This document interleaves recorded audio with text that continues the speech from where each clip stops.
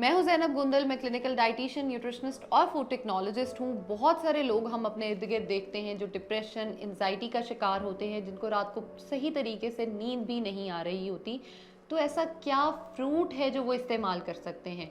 आप चेरी का अगर अपनी ज़िंदगी में इस्तेमाल करना शुरू करते हैं तो आप देखेंगे कि उसके अंदर जो मौजूद मेलाटोनिन होता है वो हमारी बॉडी का एक ऐसा हार्मोन होता है जो हमारी स्लीप यानी नींद के लाने में बहुत इंपॉर्टेंट होता है। रात को वो रिलीज़ होता है तो हम सोते हैं, और उसके अलावा हमारे डिप्रेशन को, हमारी एंजाइटी को, हमारी टेंशन्स को कंट्रोल करने के लिए वो बहुत ज़्यादा मुफीद है। लगता है बाजार के खाने बहुत खाते हो। जी डॉक्टर साहब। मैं ये मेडिसिन प्रिस्क्राइब कर रहा हूँ, वो आप ले लेना। अब कोई भी मसला हो तो मरहम से डॉक्टर की ऑनलाइन कंसल्टेशन बुक करो, क्योंकि डॉक्टर से बात होगी अब घर पर। तो मैं आपको रिकमेंड ये करूँगी कि अगर आप चेरी का इस्तेमाल करना चाहते हैं अपने डिप्रेशन को कंट्रोल करने के लिए, तो एक दिन में आप तकरीबन 8 से 12 चेरीज़ जो हैं उनका इस्तेमाल कर सकते हैं।